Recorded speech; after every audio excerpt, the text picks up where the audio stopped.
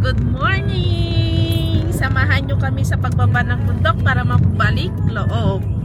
Char! Pupunta kami ngayon ng Brisbane. Bababa kami mula dito sa bundok ng Kralala. Char!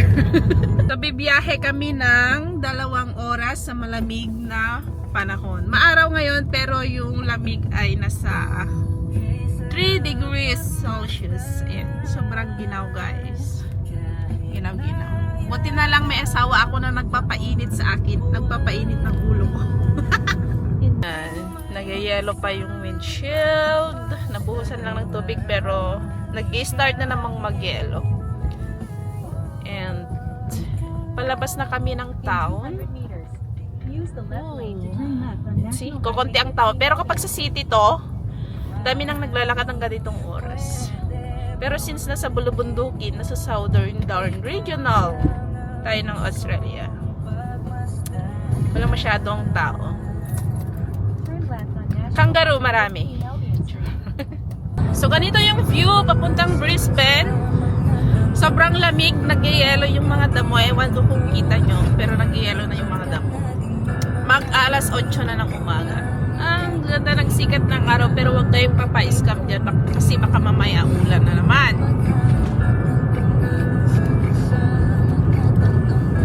Wow, ganda-ganda ng sikat ng araw. Sarap magbabad ng mag-sunbathe.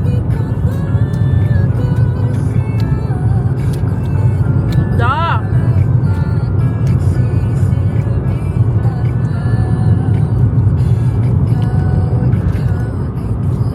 Nawati-wati dalang. Iso nga kasla nakatatayo. Gando oras lang. Ada makan jay itu. Tadi wag nak nabigan. No kada gitu makan. Ate makan juga di sini. Malapit na tayo guys. Malapit na sa One Foot. Di pa tayo nangangalahati. Diyos ko. Matagal-tagal pa to. Baka mamaya mag-aaway pa kami. Di pa kami nagbabangayan mula sa bahay. Baka pang mga lahati tayo ng biyahe. Doon pa lang kami magbabangay. Saka lang pag nalagpasan mo na yung bundok. Yan pa lang yung bundok ko. Ka na nun. Pag nalagpasan mo na yun. Almost 1 hour na siya pag nalagpasan mo. Layo, malayo. 2 hours lang siya pero at layo. Kasi nawati-wat yung kalat. Tapos ang sikat ng araw. Sarap sa balat. Ayan, malapit na kami sa bundok. Doon kami aakyat. Ay, doon kami aakyat tapos doon kami bababa. Tapos, Parang pa boy? Ang layo niya sa bundok. Parang sa padol na raw pa. mga 30 minutes pa. Hanggang doon sa bundok. Pero ang wati-wat kasi ng daan. Tingnan nyo. Wait. Chaman. Puro ganyan lang. Straight lang siya. Mga farm. Mga bahay-bahay na walang kalaman-laman. Mga farm ng baka. Mga ganun lang yung makikita. Ang sarap ng sikat ng araw. Yan lang. Dire-diretso lang. Tapos minsan mag-ingat ka dito kasi may bigla na lang tatawid na mga kangaroo, mga ganun. Kaya sobrang maraming ingat ang gagawin. Pero baka kapal. Pero yung kangaroo naman, pangpapaitan naman. Hindi nila pinapansin kapag kapag makabuntol sila ng kangaroo, may nahayaan lang nila dyan sa daan. So kapag tayo yun, kukunin na natin yun, pangpulutan, nagatukar na ajay. So kada biyahe ng asawa ko, ganito yung view niya. Mas maganda pa daw kesa sa akin. Yeah. Layo kasi sa akin. Malayo dun sa pinag-workan. Nasa regional area ako ng Queensland. 2 hours from Brisbane. Pero yung 2 hours na yun, sobrang layo. Akyat ka talaga ng bundok. Kasi nagwati-wat, malayo-layo pa tayo sa bundok na dadaanan natin, na akyatin natin. Oh, yun yung 2 bundok na dadaanan natin. Dadaanan namin pala. Manood lang kayo. Char. Yun yung 2 bundok na dadaanan namin. Oh. Cunningham Gap. Ito, last na to. Last na ata to. Nakapurting. Oh, ayan na yung Sa bundok. bagat. Pupunta na tayo sa bundok, tapos akyatin natin yun, tapos baba. Tapos doon na, Ipswich na. Tapos malapit na doon sa city.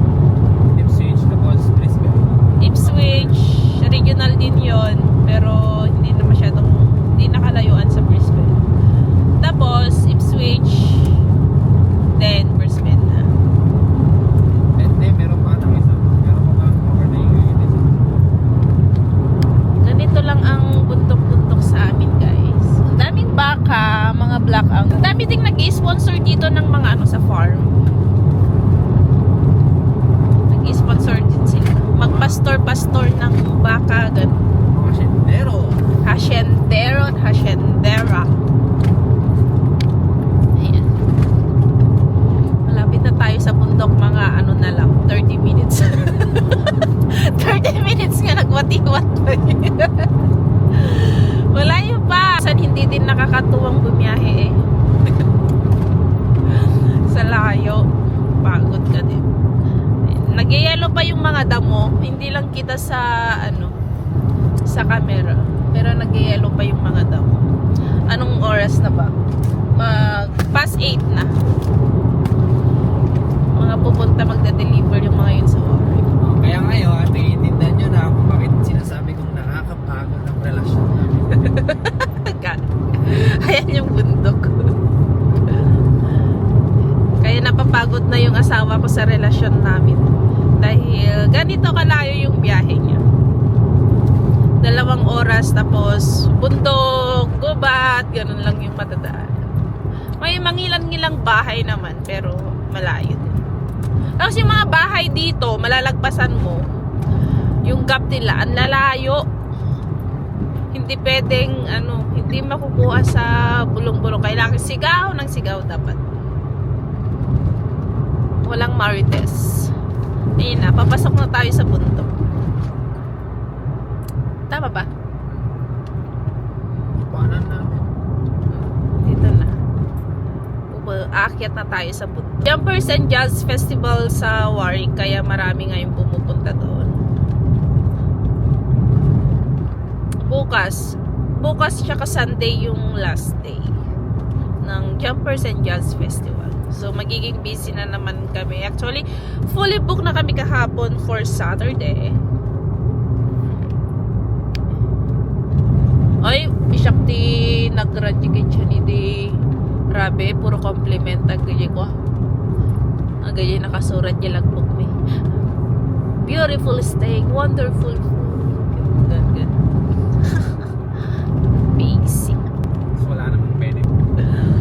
Pastos. Doon na magmagnanak titi ko. Ada na ko ting hahiging titi magmagna. Sasag parada dating yo. Toy, titi parada. Parang ilang taon na tong ginagawa. Basta siguro aramidan tadi. Ata, semento at basta. Pangkwati landslide.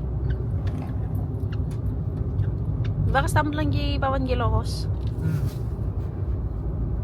Pangkwati landslide. Oh, nakabukbot ang ba't landslide ka to niya?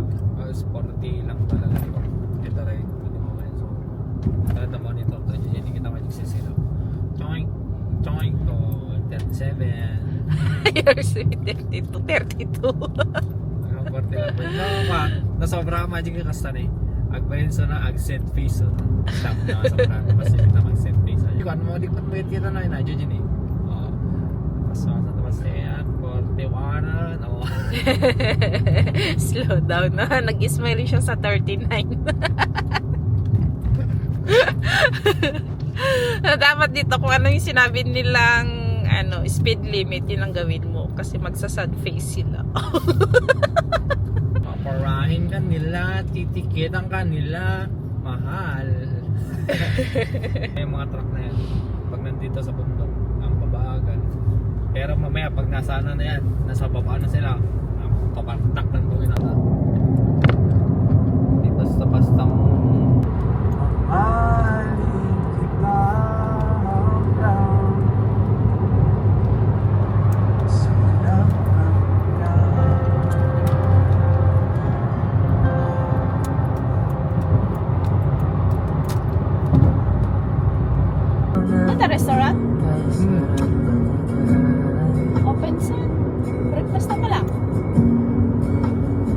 dara-dara. Ay, that was failed.